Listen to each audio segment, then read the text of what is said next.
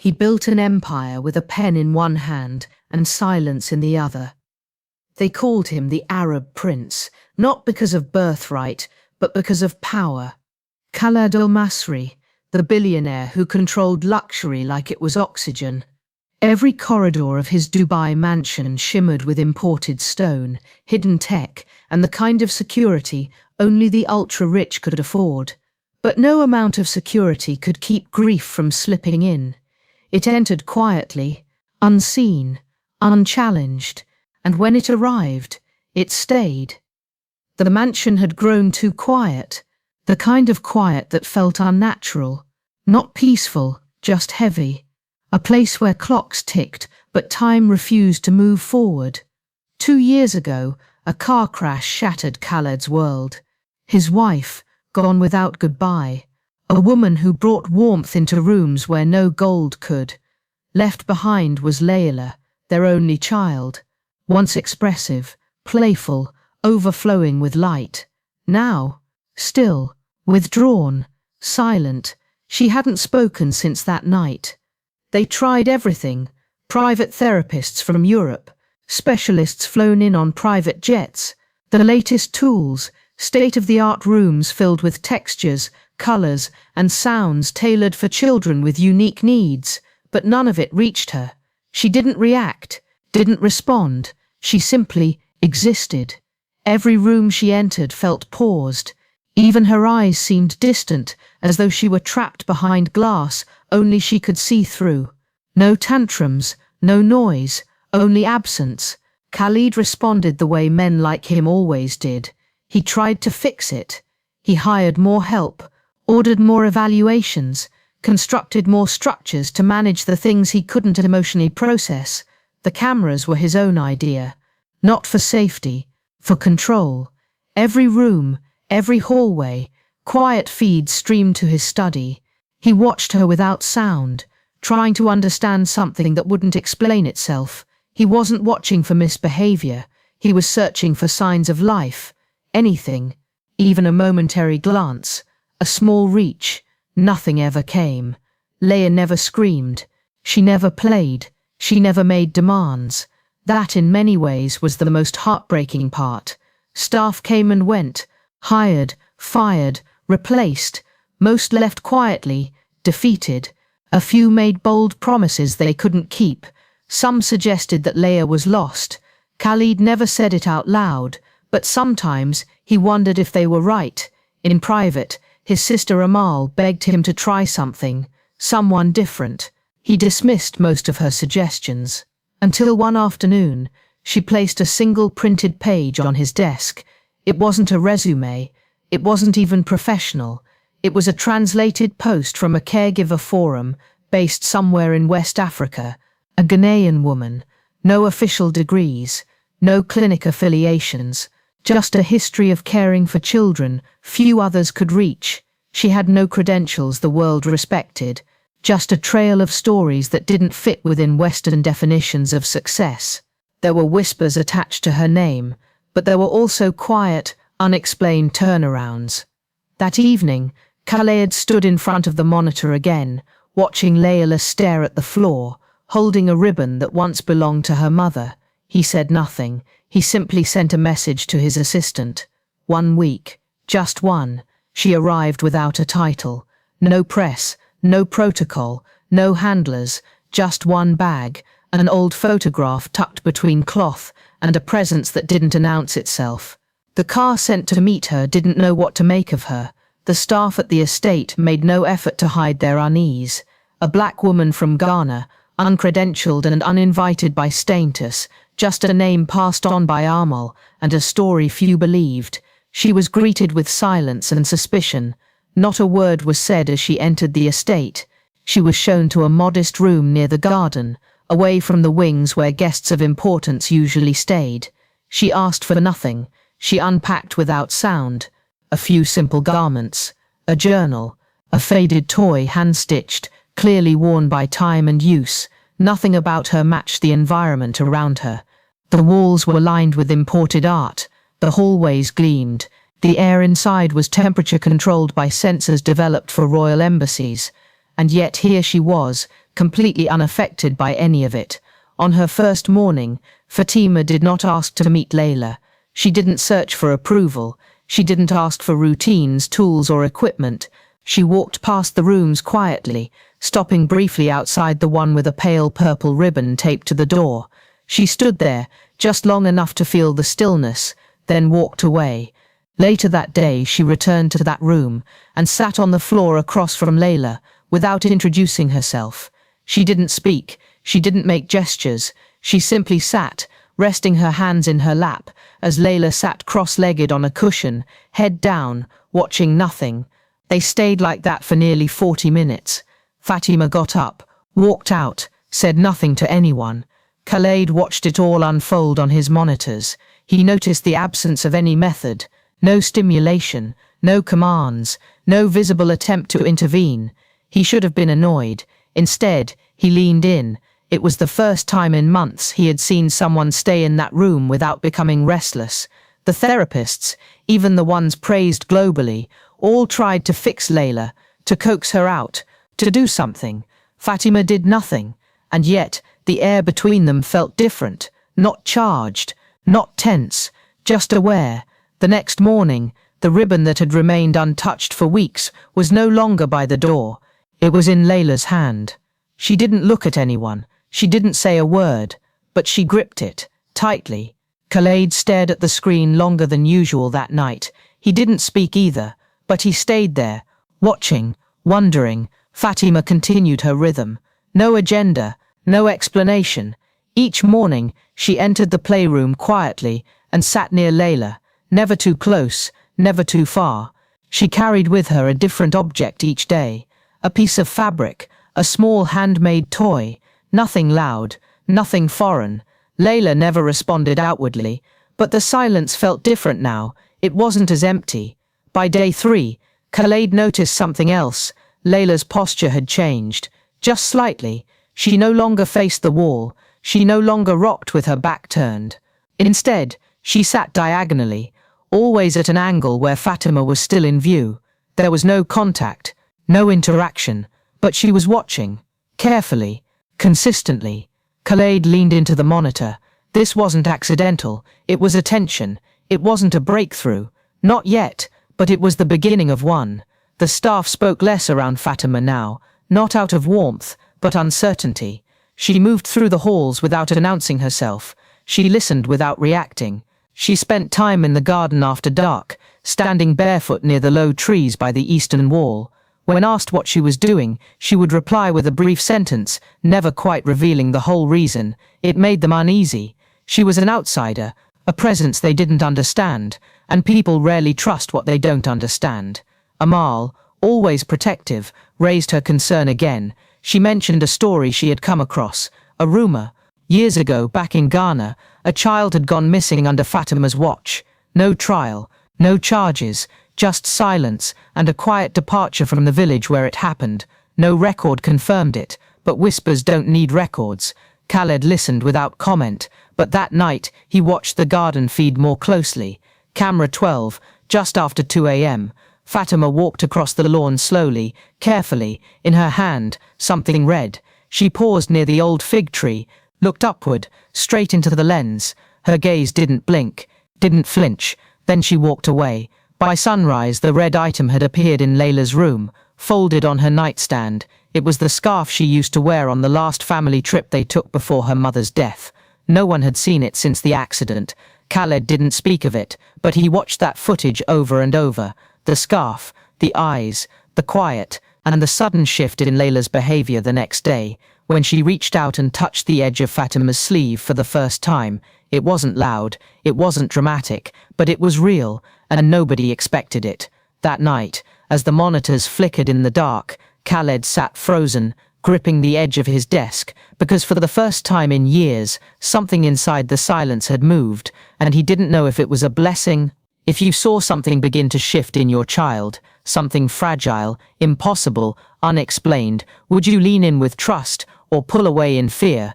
Drop your thoughts in the comments, because the next step in this story will reveal more than anyone is prepared for. The cameras were still rolling, but this time, even Khaled didn't know what he was looking for. Fatima moved through the estate like time didn't apply to her.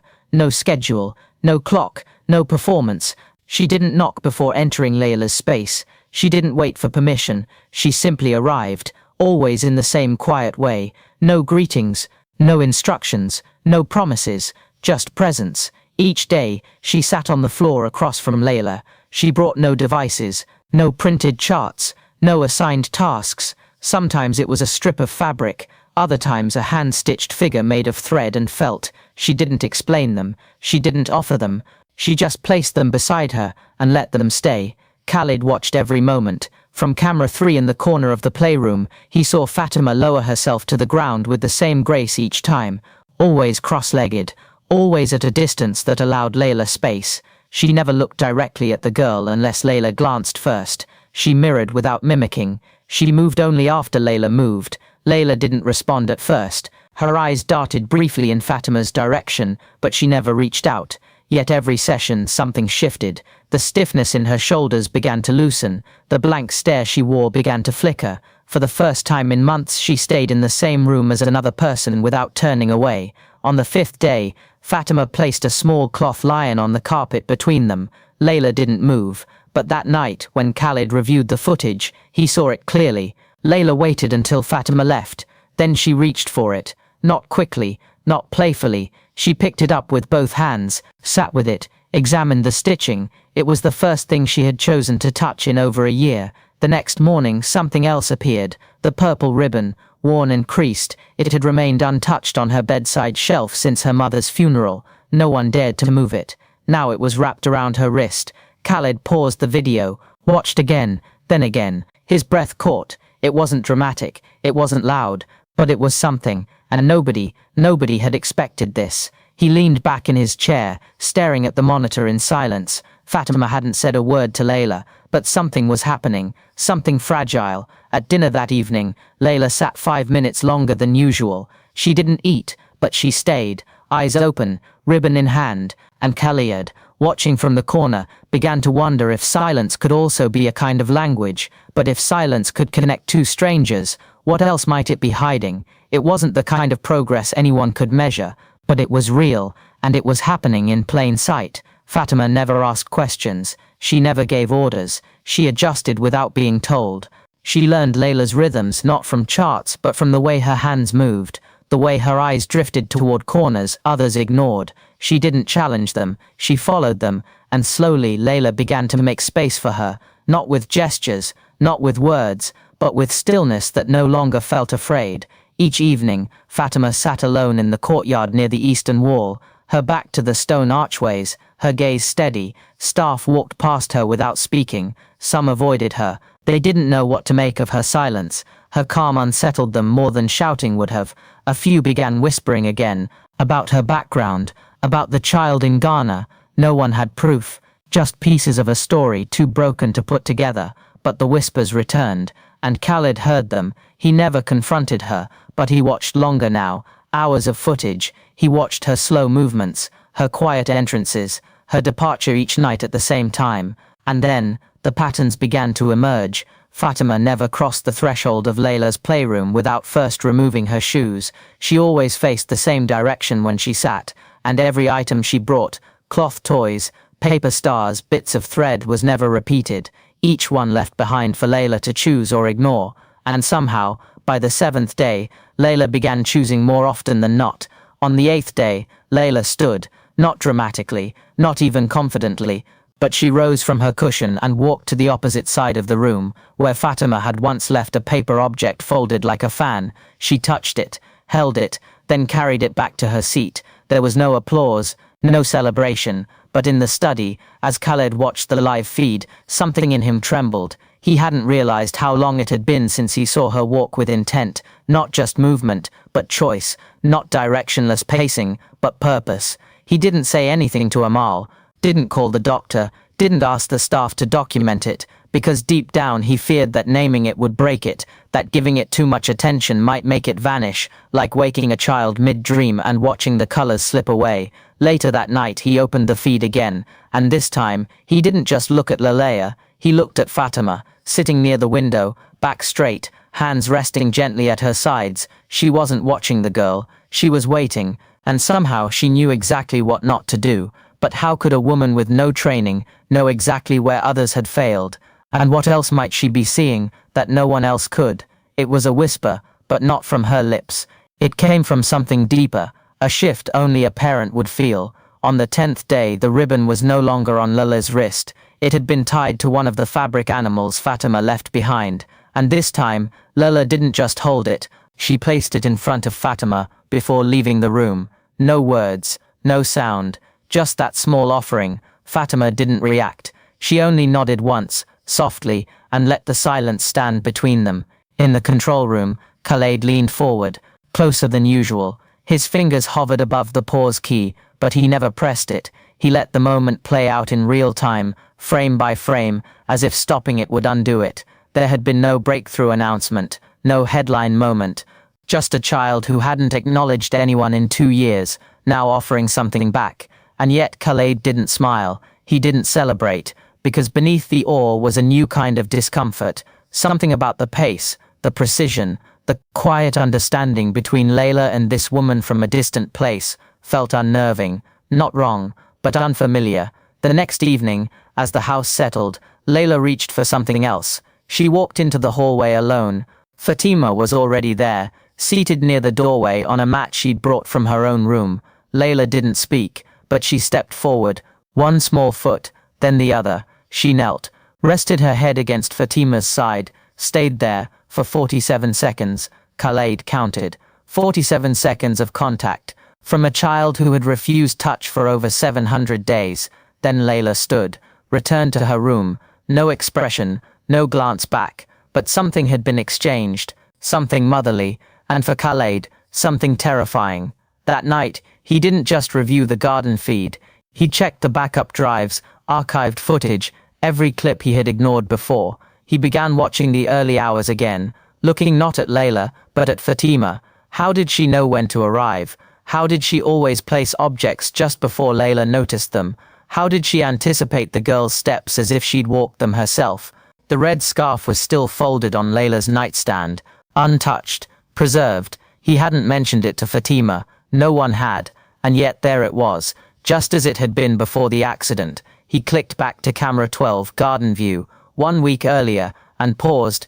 There she was again, the same red cloth in her hand, looking straight into the lens, eyes unwavering, calm, like she saw more than the rest of them. He froze, for the first time, not out of control but out of wonder, or something close to fear. But who was watching who, and what did Fatima really see when she looked at Layla that no one else could? Could connection be something deeper than explanation, beyond science, beyond skill? What do you think Fatima sees in Layla that the others missed? Drop your thoughts below, because soon the past won't stay quiet. Some transformations bring peace. Others awaken questions best left alone. In the days that followed Layla's quiet return to the world, a softness entered the house. Not loud, not immediate, but felt. There were moments, small, unannounced, when the girl's presence shifted the temperature of a room. She sat longer at meals, held objects with care, met eyes briefly before turning away. And yet, for every moment of light, a new shadow stretched behind it. Because not everyone was at ease.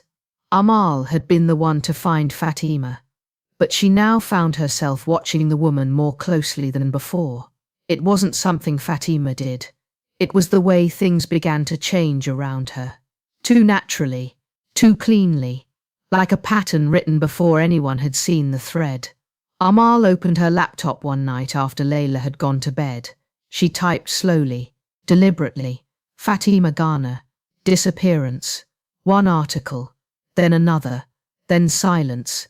No confirmed charges, no arrests, no formal mention in any database, just fragments. A child who went missing in a remote village, a woman who was present at the time. No connection proved, but no denial either. Amal said nothing at first, but her gaze lingered longer when she passed Fatima in the corridor. She began asking gentle questions to the kitchen staff, the housekeeper, the driver. All of them had seen the same things. Fatima, walking alone at odd hours, often toward the gardens, always silent. They said she spoke to the wind. They said she was watching something they couldn't see. On the 12th night, Fatima was seen again by 3 separate staff members, walking along the back wall of the estate, the same time as before, just past 2 a.m. She carried something red in her hands, not waving it, just holding. They said she paused, looked toward the house, then lowered her head and continued walking. The footage was clear. Camera 12, the same motion, the same route, the same look into the lens, as if her awareness reached beyond the walls that kept others distant. Khalid reviewed it without blinking. He knew that cloth. It was the one his wife used to wrap around Layla's shoulders in winter. It had vanished after the funeral. But how had Fatima found it? And why was she holding it as if it belonged to her? The next morning, Layla did something no one was prepared for. She stood in the doorway of the dining hall, paused, looked up, and in a voice soft from disuse, said one word, just one, "Ma," then sat quietly, hands in her lap. Khalid was not in the room when it happened. He saw it later, on the monitor, and he froze. But did that word belong to Layla's memory, or to someone new? There are moments that heal, and moments that disturb. When they arrive at the same time, they leave a scar shaped like confusion. The footage of Layla's first words spread through the estate like wildfire, without ever being spoken aloud. Staff didn't need to say anything. They felt it, in their steps, in their glances, in the sudden hush that followed Fatima's passing shadow. She didn't comment on it. She didn't take credit. She moved through the halls, the same way she always had, with quiet restraint, as if careful not to touch anything too directly. But her silence no longer brought calm. Now, it brought questions. The housekeeper crossed herself when Fatima passed by. The butler began locking the pantry doors after midnight, without being asked. One of the junior maids asked to be reassigned away from Layla's wing. No one accused. No one claimed wrongdoing. But still, she was treated like a presence that required distance, an outsider, even after success, maybe especially because of it. Khalid felt the weight of every glance. He walked his halls as a man used to control, used to being obeyed, respected, feared. Now there were whispers behind his back, questions left unanswered, looks exchanged between staff who never dared look him in the eye before. They didn't say it, but he could feel what they were thinking. Why is she still here? Why is he letting this continue? That night, Khalid poured himself a glass of water and stood over the kitchen sink, lights off, the hallway dim behind him. On the monitor by his elbow, Fatima's silhouette sat near Layla's bed, not touching, not speaking, just present. Layla was awake and calm, a calm Khalid hadn't seen in years. He took a long breath, then pulled open the drawer beneath the monitor.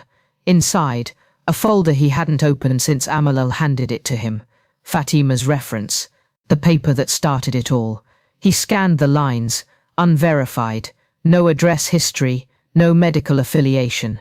Only a few scattered messages from parents who'd spoken of her with reverence and mystery. One line stood out, underlined in blue pen. "She doesn't work the way they do, but our son reached for her before he ever reached for us." That line stayed with him, not because of what it meant, but because of what it asked. What kind of woman earns that kind of trust without ever asking for it? He watched her on the screen again, still beside the bed, still in the posture of waiting. But what if her stillness wasn't patience? What if it was something else entirely? Every miracle has a shadow, and when the house began to shift, so did the questions, louder in silence than they ever were in words. Layla was changing. Her body no longer flinched at footsteps. Her eyes, once fixed on corners, now lifted toward the sound of movement. She still didn't speak again. Not yet, but one word had been enough to unsettle the entire estate. Amal noticed the change first, not just in Layla, but in Khalid. He was watching less from the monitors, sitting longer at meals, sometimes even walking to the playroom doorway, pausing there like a father, unsure of what to say.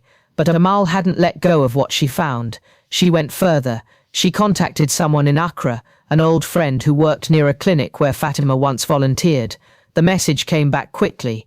The name was recognized, so was the tragedy. A child had died in that village years ago. No official inquiry, no answers. Fatima had been present. That much was clear. There was grief tied to her. Whether it was hers or someone else's remained unspoken. But in houses like Khalid's, whispers don't need evidence. They just need volume. Fatima noticed the change. The eyes on her back grew heavier.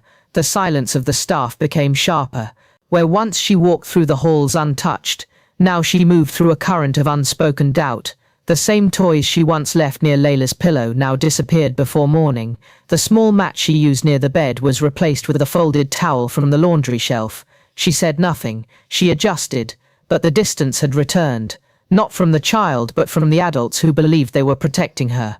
One night, as Khalid stood outside the playroom, he noticed something. Layla was resting. Fatima was seated nearby, head low, not asleep, but still, and there by the girl's side was the red scarf again, neatly folded. Khalid stepped back, turned, returned to his study, and for the first time in weeks, he sat in front of the screen and didn't press play, because what scared him now wasn't what he might see, it was what he might feel. Outside the main estate, the wind rose slightly through the trees. Staff lights dimmed. The property fell into its familiar hush.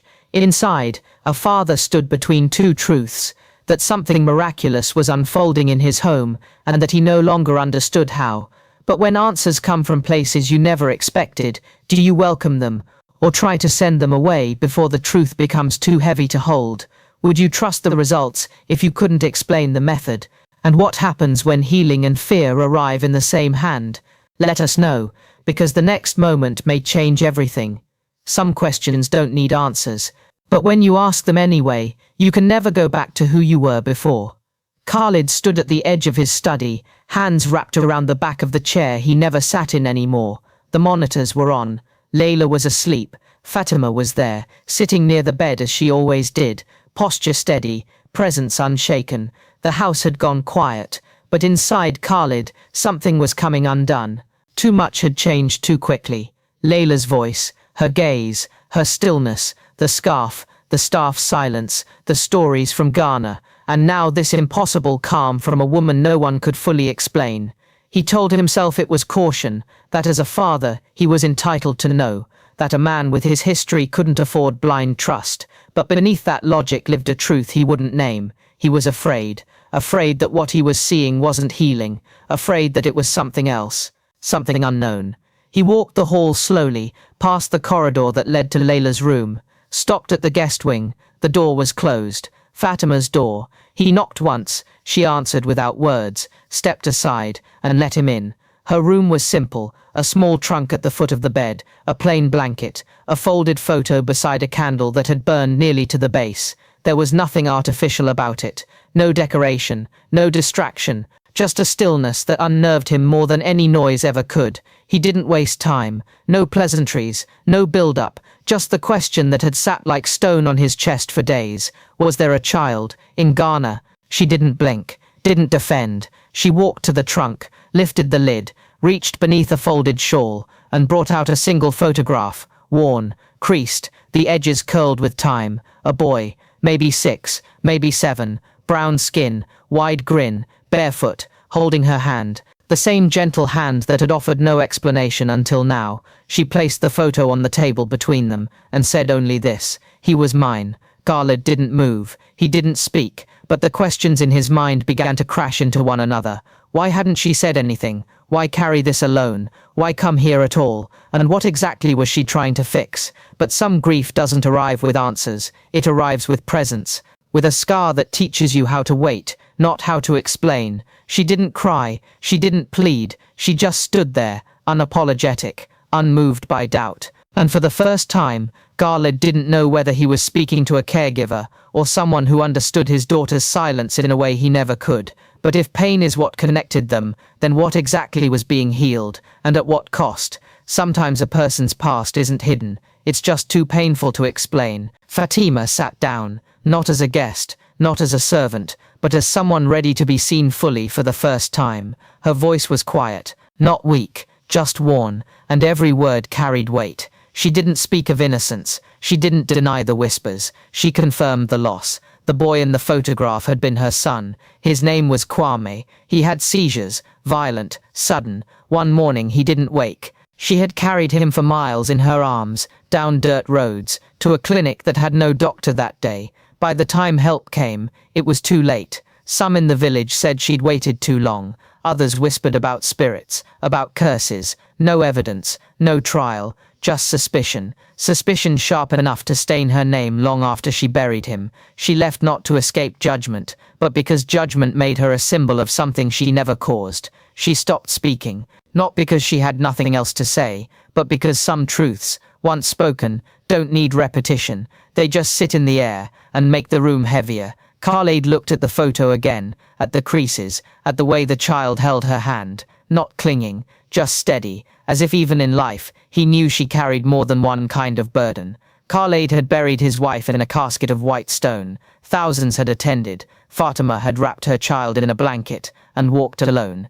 Different griefs, same silence, and now here they were, two people bound by absence, one watching it, the other surviving it. Fatima stood. She walked to the small shelf near her bed and picked up the same candle Khaled had noticed earlier, half burned, melted unevenly. She held it out, not as a symbol, but as something she lit every night for a name she no longer spoke out loud. "You can't force a flower to bloom," she said finally, "but you can wait beside it. That's what I do. I wait. No apology, no plea to stay, just the truth, exposed, unhidden." And now, Khaled was the one who had to carry it. He walked back down the hallway slowly, past the cameras, past the rooms he once controlled, back into a house that no longer obeyed the rules he'd built around it. And still, her child's photo remained in his hand. But what does a man do when the stranger he doubted understands his daughter's silence more than he ever has?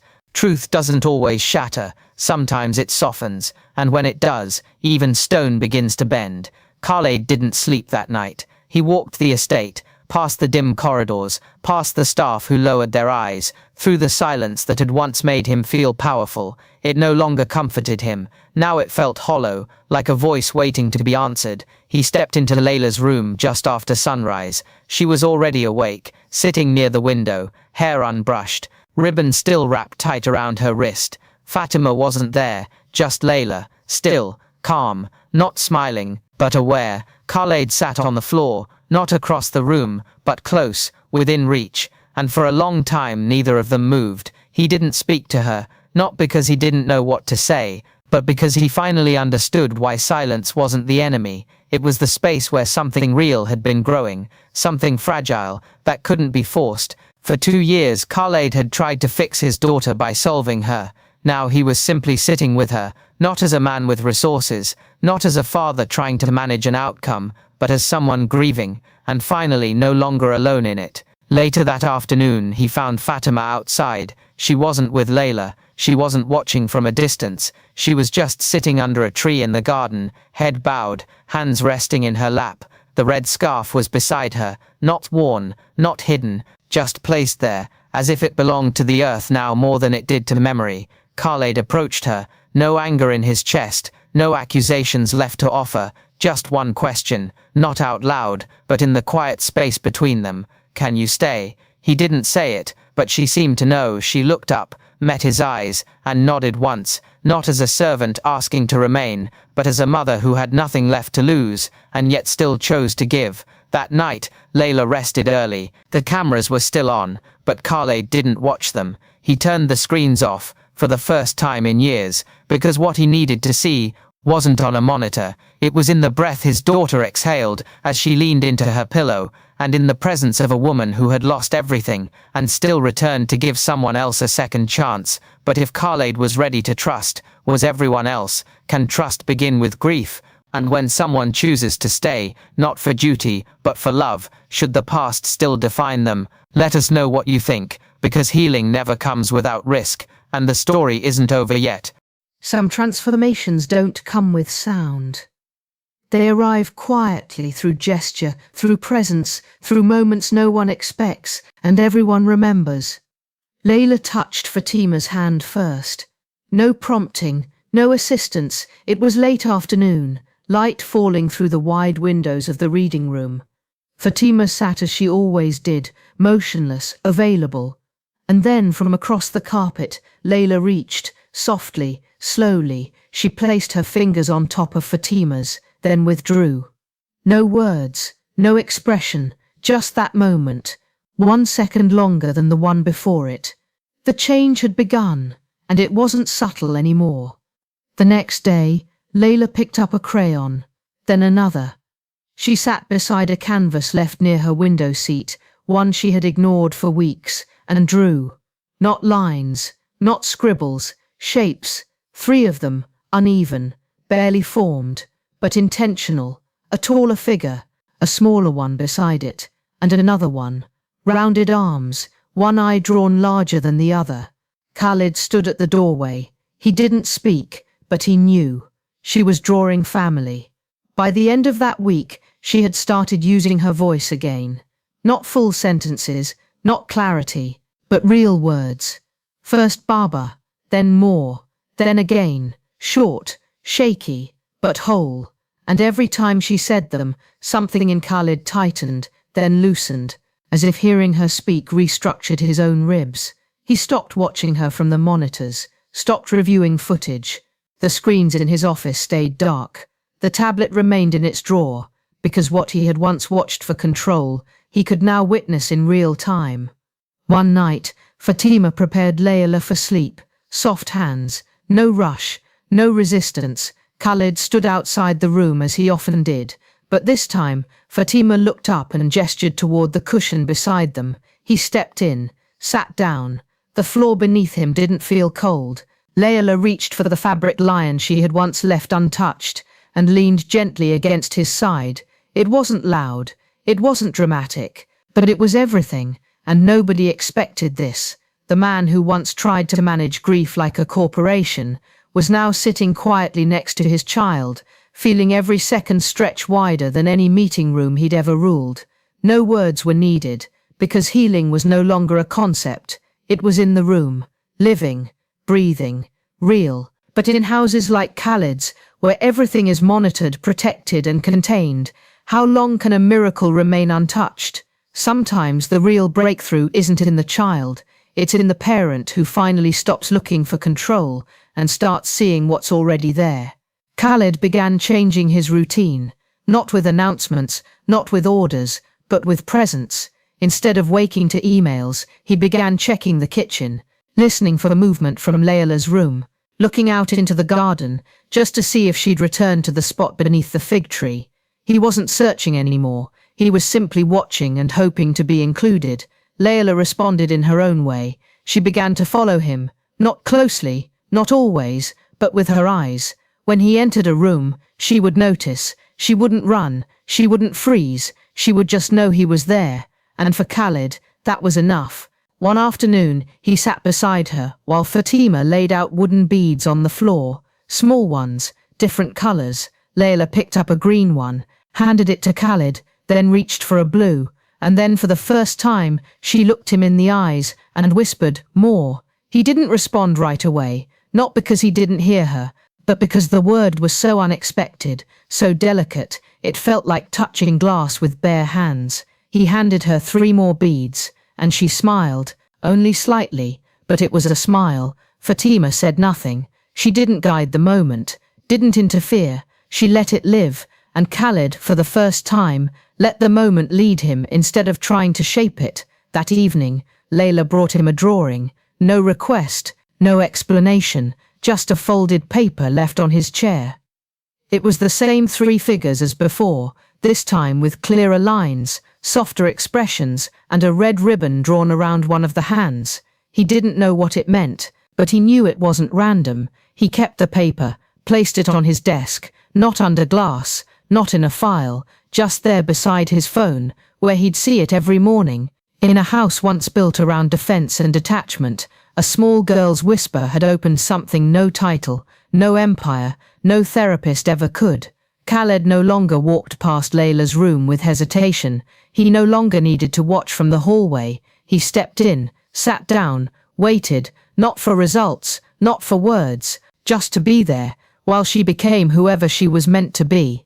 And Fatima, she stayed in the background now, still helping, still guiding, but less present in the center, not because she was stepping away, but because something new had taken her place. A father, but in a house once ruled by order. Will love be enough to keep everything from falling apart again? Healing doesn't always arrive with a final act. Sometimes it simply takes root and waits to be tested. Layla's changes weren't sudden anymore. They were steady. She walked into rooms without clinging to walls. She explored new spaces in the garden. She spoke, just enough to break through the silence, but never more than she needed. Words like up, again, and Baba became her anchors, simple, direct, hers. And Khaled, he no longer waited behind doors. He joined her. At story time, he took the seat beside her cushion. He held the book while Fatima moved to the edge of the room, where her shadow didn't cross the page. Layla placed her hand on his knee.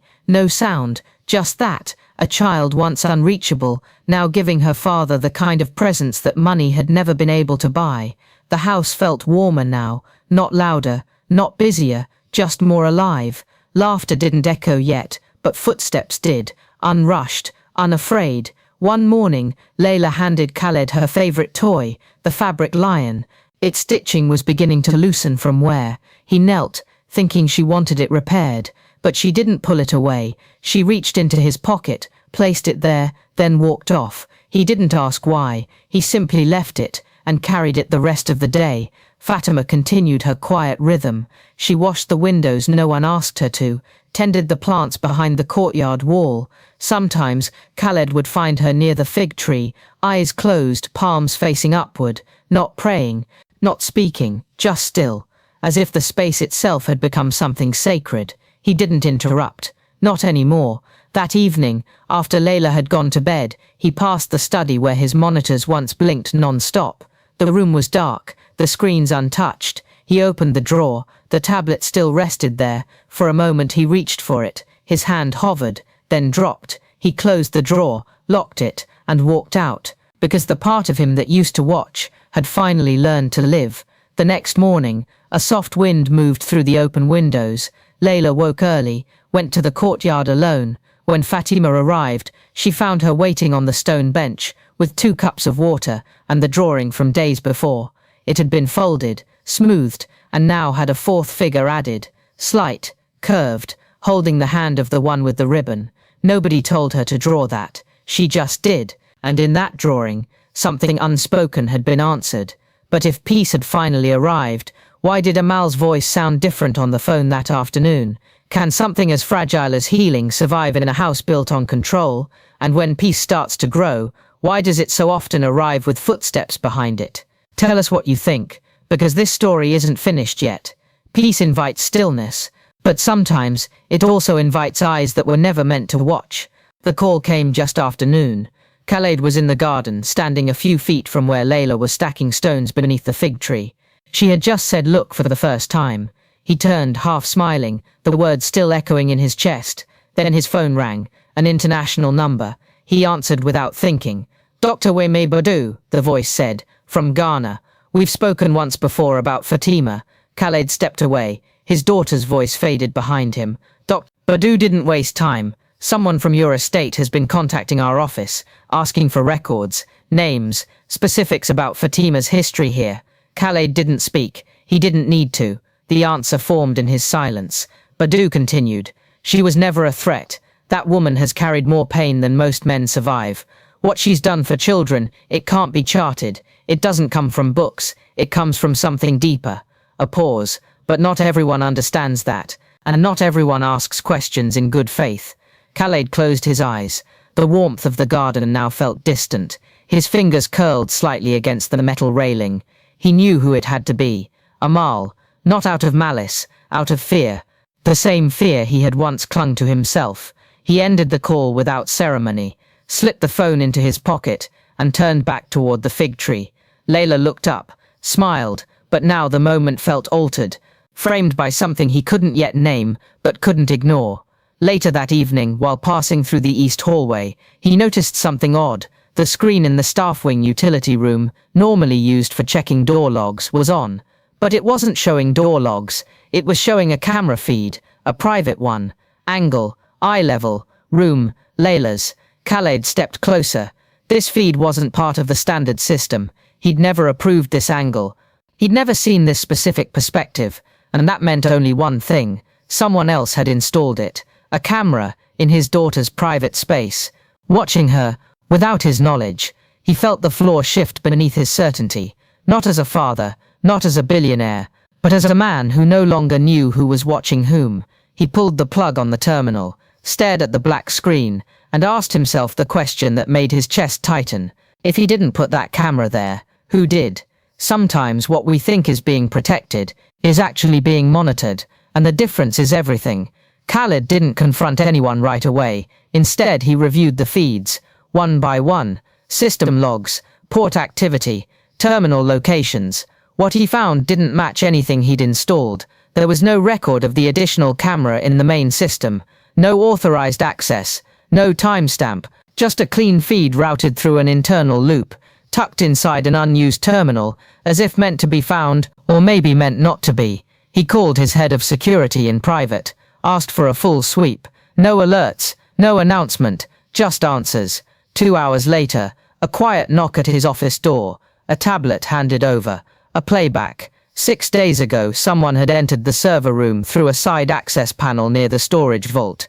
Badge ID, unknown. Swipe access had been overridden. No facial match, only a gloved hand on the frame, blurred movement, then darkness. The threat was no longer theoretical. It was present and precise. He thought of Amal, her voice from weeks ago, hesitant, protective, her questions about Fatima, the phone calls to Ghana, the fear she had never fully released. But this went beyond fear. This was intrusion, and yet something didn't fit. Amal wasn't careless. She wasn't subtle either. If she wanted Fatima gone, she'd say so. She wouldn't install a hidden camera. So then, who? Khaled returned to the utility room, stared at the unplugged monitor, and for a moment, he felt the same sense of helplessness he had the night Layla first stopped speaking. That moment, when control shattered, and all that remained was confusion. He walked to Layla's room. She was drawing again, crayons scattered across the rug, a blue ribbon in her hair this time. Fatima sat a few steps away, eyes closed, back straight. Neither of them noticed him right away. Neither of them felt the tension in his shoulders, the questions pressing behind his eyes. Because trust, once built, can crumble in silence, and secrets never stay buried forever. That night, Khaled sat with the archived feed. He replayed the last 24 hours from the unauthorized angle, and that's when he saw it. 2:04 a.m. Layla asleep, Fatima standing in the doorway, holding the scarf, turning her head directly toward the camera. Again, she wasn't supposed to know it was there, but she looked at it, without surprise, without fear, as if she'd known all along. And Khaled, for the second time in 2 weeks, froze, not because of what she did, but because of what she seemed to know. The most dangerous silence is the one that watches back. The next morning, the sky over the estate was clear, but inside Khaled's mind, clouds had begun to settle again. He couldn't shake the image. Fatima, red scarf, looking at the hidden lens, knowing, or suspecting, or warning. He didn't know which possibility unnerved him more. He called Amal's, asked her directly, "Did you ask anyone to investigate Fatima's past?" Her answer came without hesitation. Yes. A pause, but only through proper channels. A contact at a clinic. A nurse I knew. Another pause. "I didn't plant anything in this house, Khaled. I don't even know how." Her voice wasn't defensive. It was steady, worried, almost ashamed. "I was scared, not of her, of what we don't know, about what losing control has done to you." Khaled didn't reply. He ended the call softly. Still, something wasn't right. That evening, a new message arrived. Encrypted. No name, just a number linked to an old Dubai hospital staff directory. Audio file attached. He pressed play. A familiar voice. It was Dr. Wame Badu. Again. But not from their previous conversation. This was older. Archived. A voicemail. "If Fatima ever appears in your system, call me immediately. She's not dangerous, but she's not invisible either. She's being followed, and not by us. Khalid replayed it, twice, not by us. Who was, and why? That night, he went to Fatima. She was in the staff kitchen, wrapping a cloth over a pot. She turned when he entered, didn't speak, didn't smile, but didn't flinch either. Who's following you? He asked. She held his gaze. For the first time, her expression wasn't patient, it wasn't maternal, it was tired, worn, old. There are people who don't want children like Layla to be touched, she said, not with love, not with anything they don't understand. She placed the cloth aside. They follow anyone who dares to do it differently. Khalid didn't ask more. He couldn't, because something deeper had been confirmed. The camera wasn't Amal. It wasn't staff. It wasn't paranoia. It was surveillance, but not his. And Fatima wasn't just being watched. She had been watched for years, across borders, across roles, across lives. He walked back through the estate that night, every corridor familiar, every room under his name, but for the first time in months, he didn't feel like the one in control, because the person he trusted most was also the one being hunted, and someone, somewhere, still wanted her gone. If someone sacrifices everything to help a child, and is punished for it, who should we protect? The truth, or the person strong enough to carry it? Let us know below, because this story just crossed a line. Sometimes healing doesn't mean safety, and sometimes safety is the first thing to disappear. The estate had never felt quieter, but it wasn't the silence of grief anymore. It was the silence of calm, of breath, of recovery. Layla was thriving. Each morning now began with a word, a gesture, a sound that used to be impossible. Up, outside, Baba. Small words, big meaning. She didn't just react. She reached, for her toys, for Fatima, for Khalid. One morning she even pointed toward the garden before anyone spoke. Fig, she said. It wasn't the right word. Not exactly, but it was hers. Fatima had become a fixture now, not just in Layla's world, but in Khalid's. No longer a stranger, no longer a question, just there, always early, always ready, always watching, but with presence, not control. Khalid had changed too. His phone stayed in drawers now. The monitors stayed off. He walked, sat, listened, and when Layla drew another version of their family, 4 shapes this time, standing in a circle, he didn't analyze it, he just framed it, hung it on her wall. It felt like the end of a storm, but it wasn't, because the storm hadn't passed. It had only paused. That same week, a delivery arrived for Fatima. No sender, just a box wrapped in plain brown paper. Layla brought it to her. Fatima didn't open it in front of anyone. She took it to her room, closed the door. Later, Khalid found her sitting at the edge of the courtyard. The box sat beside her, now open. Inside, a single object, an old sandal, small, faded, child size, and a folded photo, black and white, worn at the edges. A girl, barefoot, standing near a clinic wall in Ghana. She was mine, Fatima said. Khalid stood frozen. The one who didn't make it, the one no one believed I didn't hurt. She didn't cry, didn't tremble, but her hand gripped the photo tight. They sent it to remind me that I'll never outrun it, that I wasn't meant to find peace here. Khalid lowered himself beside her. You didn't run, he said. You walked in, when no one else dared to. She didn't reply, but she didn't stand up either, and for the first time, she looked tired in a different way, not from carrying Layla's pain, but from carrying her own. That night, as Khalid checked the east wing, he saw a screen flicker back to life. It hadn't been touched, hadn't been powered, but it turned on anyway. No controls, no prompt, just one single camera feed. Room, Layla's, angle unknown, time, live, and on that screen, the image was still, but someone had typed a message across the bottom. We're not done watching. Not every threat comes with sound. Some arrive like whispers, invisible, but unmistakable. The words on the screen stayed for exactly 7 seconds. We're not done watching. No source, no digital trace. The message disappeared before Khalid could capture it. He didn't panic. He didn't scream for guards. He simply stared, and made a choice. By morning, half the camera feeds across the estate were disabled, manually, not wiped, removed, clean cuts, untraceable ports sealed. Khalid instructed his tech lead personally, only one camera stays active, the one outside Layla's room, facing outward. The watcher had made it clear, so Khalid responded in kind, not by hiding, but by removing the mirror.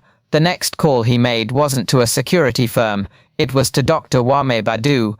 Tell me everything, not just about Fatima, about who's watching her. The reply was slow, measured. It's not one person, not even one agency. It's fear. Institutional, political, cultural. Another pause. She worked miracles in places where children were written off, and some didn't like the attention that brought. Khalid hung up with one conclusion. Fatima wasn't dangerous, but she threatened people who wanted silence, not healing. That night, over dinner, Fatima spoke first. You saw the screen? He nodded. She didn't ask for promises, didn't ask to stay, but Leia stood beside her, hand in hers, and that said everything. She doesn't just see me, Fatima whispered, she sees who I lost. And Khalid realized, this wasn't about caretaking anymore, it was about legacy, about what we leave behind, and who we choose to stand beside when the rest of the world turns away. Later, Khalid returned to the archive room. He opened a drawer, removed the final untouched monitor, stared at the black screen, then placed a sticker across the lens, a single word written in Arabic, enough. The next morning, Layla didn't ask for Fatima. She went to her, held her scarf, placed it gently over Fatima's shoulder, then walked outside. Fatima followed, and Khalid followed them both. For once, it didn't matter who was watching, because inside this estate, they were done hiding. But beyond the garden, behind encrypted screens, someone else had just logged in.